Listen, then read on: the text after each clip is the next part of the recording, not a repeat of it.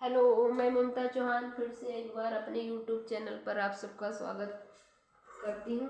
और इससे पहले हमने आपको संधि समझाई थी और संधि में हमने दीर्घ संधि समझाई थी और सबको बताया था किस तरह से संधि करनी है।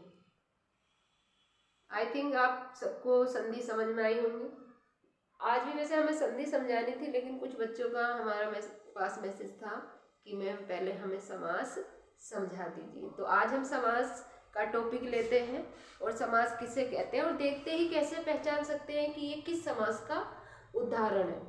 जैसे बहुव्रीहि समास का हमें पता कैसे लगेगा कि भाई ये बहुव्रीहि समास का उदाहरण है या द्वंद्व समास का उदाहरण है या अव्ययभाव समास का उदाहरण है। समास कितने प्रकार के होते हैं? सबको पता है समास के 6 भेद होते हैं। तो समास के जो भेद हैं वे 6 भेद हैं। जैसे नंबर 1 बहुव्रीहि समास, नंबर 2 द्वंद्व, द्विगु, तत्पुरुष, अव्ययभाव, कर्मधारय। ये जो सारे समास हैं हमारे सिर्फ 6 समास है। और देखते ही हम कैसे बता सकते हैं कि यहाँ पर कौन सा समास है? हम शब्दों को देख के उसके उदाहरण को देखकर कैसे बता सकते हैं कि ये कौन सा समास है। तो आज मैं वे सब चीजें आपको बताऊंगी कि आप देखते ही पहचान जाएंगे कि समास इन शब्दों में कौन सा समास है। तो समास 6 प्रकार के होते हैं। समास कितने प्रकार के होते हैं? तो समास 6 प्रकार के होते हैं। समास 6 प्रकार के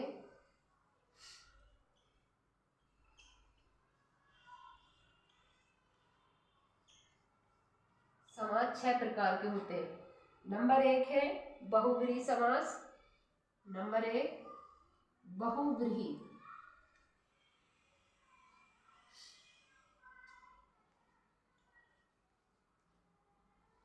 बहुव्रीहि समास। नंबर 2 है द्वंद्व समास।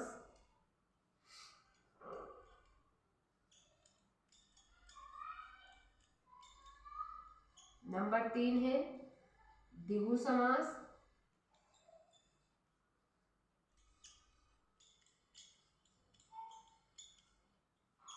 नंबर 4 है तत्पुरुष समास।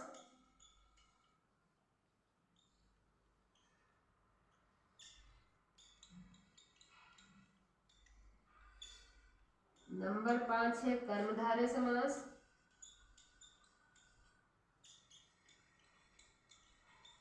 कर्मधारय समास।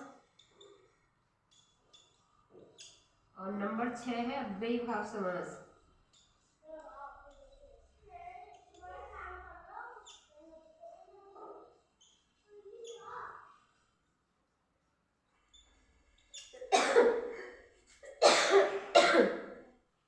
पहला समास है हमारा बहुव्रीहि समास। बहुव्रीहि समास कहते किसे? थोड़ी तबीयत खराब है, आज खांसी बासी हो रही है। बहुव्रीहि समास कहते किसे हैं? जिस समास में प्रथम और द्वितीय पद प्रधान न होकर अन्य तीसरा पद प्रधान होता है वहां बहुव्रीहि समास होता है। और बहुव्रीहि समास के अधिकतर उदाहरण जो हमारे देवी देवता हैं उनके नाम पर आते हैं। व्यक्ति विशेष के लिए बहुव्रीहि समास प्रयोग होता है। जैसे नीलकंठ। नील माने नीला और कंठ माने गला, जिसका गला नीला है। तो एक उदाहरण जैसे नीलकंठ बहुव्रीहि समास का उदाहरण है। ये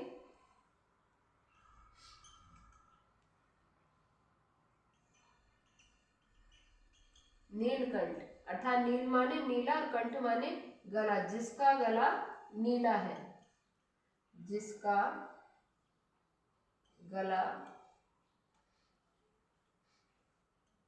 नीला है। यानी कि प्रथम पद हमारा कौन सा है? ये नीलकंठ है। सेकंड पद हमारा जिसका गला नीला है। और थर्ड पद कौन सा आएगा हमारा? तीसरा। तृतीय पद आएगा हमारा भगवान शिव। तो ये जो शिव है यहाँ पर मुख्य है, प्रधान है, इसलिए यहाँ पर बहुव्रीहि समास है। क्योंकि नीलकंठ जिस कारण इनका नाम पड़ा, ऐसे किसी का नाम नीलकंठ नहीं पड़ सकता, क्योंकि भगवान शिव ने विष को अपने कंठ में धारण किया था और इसलिए उनका गला नीला पड़ गया था और तब से भगवान शिव के लिए ये नीलकंठ नाम जाना जाता है। भगवान नीलकंठ नाम से भी जाने जाने लगे, क्योंकि भगवान शिव ही तो हैं जो सृष्टि को चलाने वाले हैं, पालन करने वाले हैं, संहार करने वाले हैं। तो विष को तो सिर्फ उनके सिवा और कोई धारण नहीं कर सकता था, इसलिए ये तीसरा पद हमारा मुख्य है। ऐसी से अगला और उदाहरण लेते हैं, जैसे दशानन, यानी कि दशानन सब जानते हैं। अभी अभी रामलीलाएं चल रही है, रावण का दहन हुआ था, तो 10 मुख बनाए होंगे, देखे होंगे आप सबने, मेले में गए होंगे अभी दशहरा पे। तो दशानन, 10 माने 10, आनन माने मुख, जिसके 10 मुख हैं, या 10 मुख वाला जिसके 10 मुख हैं, जिसके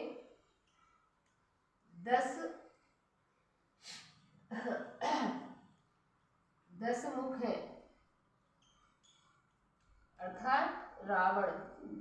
रावण जो आया हमारा तीसरा पद है, इसलिए तीसरा पद यहाँ पे प्रधान है, मुख्य है। दूसरा पद दशानन हो गया, प्रथम पद दशानन हो गया, और द्वितीय पद हमारा जिसके 10 मुख हैं, और थर्ड पद हमारा रावण हो गया। तो इसलिए यहाँ पर कौन सा समास है? बहुव्रीहि समास है। ये व्यक्ति विशेष के लिए प्रयोग सिर्फ बहुव्रीहि समास होता है। ऐसे अन्य और भी उदाहरण है, जैसे गजानन, गज माने हाथी, आनन माने मुख, जिसका मुख हाथी के मुख के समान है।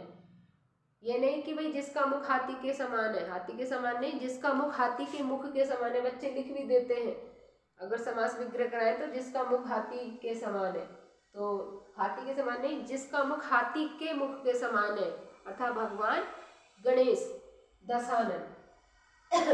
ऐसे ही दशानन है, ऐसे ही गजानन है, और ऐसे ही भगवान गणेश के 2 उदाहरण आते हैं। एक लंबोदर, लंबोदर यानी उदर माने पेट। अगर लंबोदर का हम विग्रह करते हैं, अगर उसको अलग करते हैं तो लंब माने बड़ा हो जाएगा, उदर माने पेट, अर्थात जिसका पेट बड़ा है या बड़े पेट वाले तो भगवान गणेश है।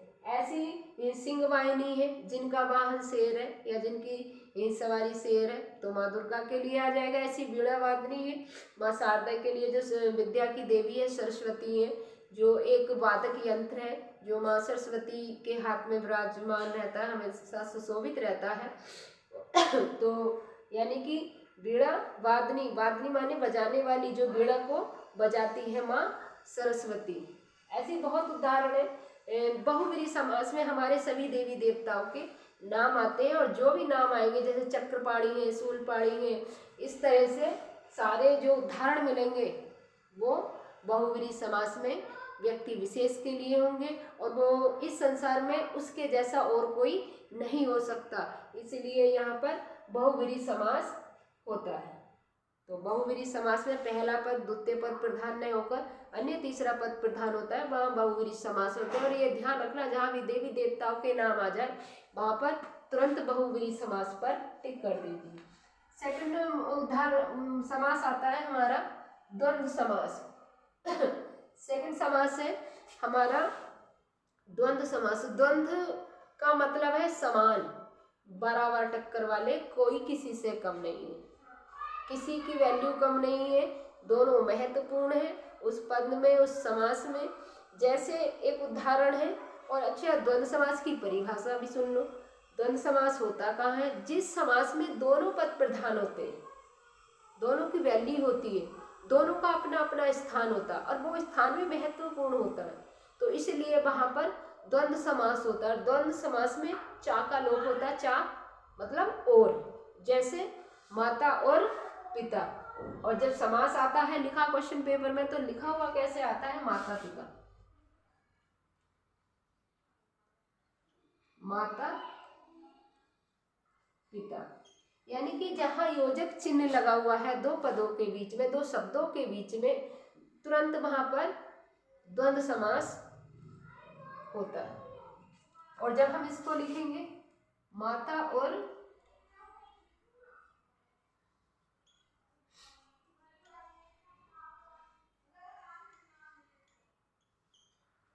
और पिता, क्योंकि माता भी चाहिए होती है परिवार के लिए और पिता भी।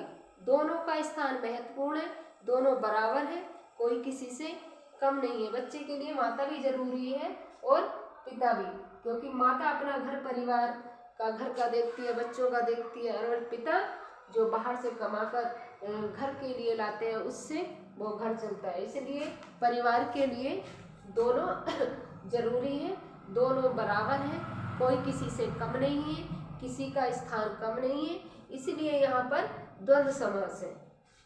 अगला एक और उदाहरण लेते हैं, जैसे राजा रानी। राजा रानी, जब हम इसको लिखेंगे तो काफी में लिखते समय राजा और रानी, क्योंकि योजक चिन्ह लगा हुआ है तो समझ लेना कि और का प्रयोग होना है। जहाँ दो पदों के, दो शब्दों के बीच में, दो पदों के बीच में योजक चिन्ह लगा होता है, वहां पर और का प्रयोग होता है। तो ऐसी राजा और रानी, राजा और रानी बराबर है एक राज्य के लिए, क्योंकि राजा का सम्मान भी प्रजा उतनी करती है जितना रानी का, और राज्य चलाने के लिए रानी भी आवश्यक है और राजा भी आवश्यक है। आप हिंदी साहित्य के इतिहास को उठा के देख लीजिए, साक्षी है इतिहास, इन बातों का गवाह है इतिहास। जहाँ पर राजा नहीं है या रानी नहीं है, उस राज्य का नामो निशान मिट गए हैं। जैसे झांसी की रानी, जो झांसी के राजा थे गंगाधर राव, झांसी के राजा गंगाधर राव का इतिहास पढ़िए और उसमें रानी लक्ष्मी बाई का इतिहास पढ़िए, तब पता लगेगा कि राजा की कितनी वैल्यू थी, राजा का क्या स्थान था। गंगाधर राव जो थे झांसी के राजा थे, और झांसी के जो राजा थे गंगाधर राव, उनसे लक्ष्मीबाई का विवाह हुआ था, और विवाह के कुछ साल बाद ही गंगाधर राव की मृत्यु हो गई थी। झांसी की रानी का नाम तो सबने सुना है और बड़े इतिहास में चर्चित है। सुभद्रा कुमारी चौहान की एक रचना है झांसी की रानी, तो सबने पढ़ी होगी। और झांसी की रानी जो थी, उनका बचपन का नाम मणिकर्णिका था, लेकिन प्यार से उन्हें मनु कहते थे। और जब वो झांसी में विवाह करके आई तो उनका नाम लक्ष्मीबाई रख दिया गया, लक्ष्मीबाई कहने लगे। और जब राजा गंगाधर राव की मृत्यु हो गई, और उस मृत्यु के बाद जो ब्रिटिश शासक डलहौजी था, उसने झांसी को अपने कब्जे में करने का मन में ठान लिया। उसने सोचा अब राजा तो है ही नहीं, रानी बची है, रानी भी राजा के शोक में डूबी हुई होगी, और इससे अच्छा मौका हमें झांसी को हड़पने में मिलेगा नहीं। इसलिए उसने ये मन में विचार किया और झांसी की रानी लक्ष्मीबाई के पास उसने एक संदेश भिजवाया कि रानी आप अपने राज्य को हमें दे दीजिए, नहीं तो हम इस पर आक्रमण कर कर जबरदस्ती हम आपसे छीन लेंगे। और इसके बदले में उन्होंने एक मतलब कुछ पैसे देने के लिए मंथली झांसी की रानी के लिए भी कहा था कि भाई हम तुम्हें इतने पैसे देंगे, ऐसे 50-60 हज़ार रुपये।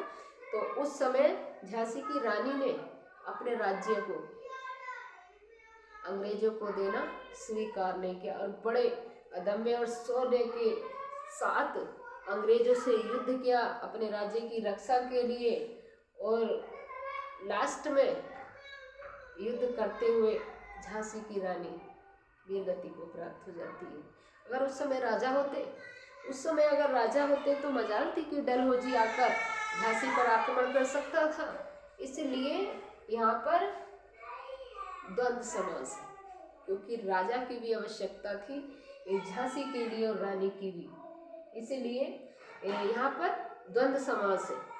क्योंकि द्वंद्व का मतलब है ये समान टक्कर वाले। महाभारत के युद्ध में देखा होगा आपने, एक तरफ कौरवों की सेना खड़ी है, एक तरफ पांडवों की सेना खड़ी है। दोनों सेनाओं में बड़े बड़े महारथी खड़े हुए, उधर पांडव की सेना में, उधर कौरवों की सेना में, दोनों सेना ऐसे खड़ी थी, तो कोई किसी से कम, मतलब दोनों की सेनाएं कम नहीं थी। इसलिए द्वंद्व समास, दोनों पद जहाँ बराबर होंगे, समान टक्कर वाले होंगे, वहां पर द्वंद्व समास होगा। ऐसी और भी उदाहरण है, दिन और रात।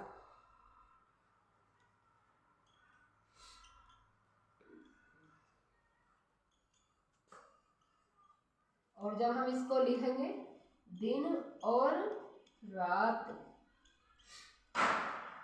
मानव जीवन में जितना महत्व दिन का है उतना ही महत्व रात्रि का है मानव जीवन में, क्योंकि मानव दिन में इतना परिश्रम मेहनत मजदूरी करके करता है, और जब उस मेहनत मजदूरी और परिश्रम से थक जाता है तो रात्रि उसे विश्राम के लिए चाहिए।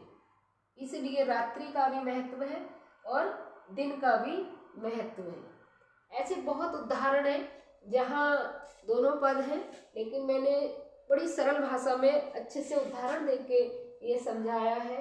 तो आई होप सब बच्चों को समझ में आया होगा, अच्छे से समझ में आया होगा। फिलहाल आज हमने 2 समास समझाए हैं, बहुव्रीहि समझाया है और द्वंद्व समास समझाया है। आगे अन्य और जो समास हमारे बचे हैं वो समझाएंगे और अच्छे से समझाएंगे, सबको समझ में आए होंगे। आज के लिए बस इतना ही, बाकी कल मिलते हैं। जय हिंद।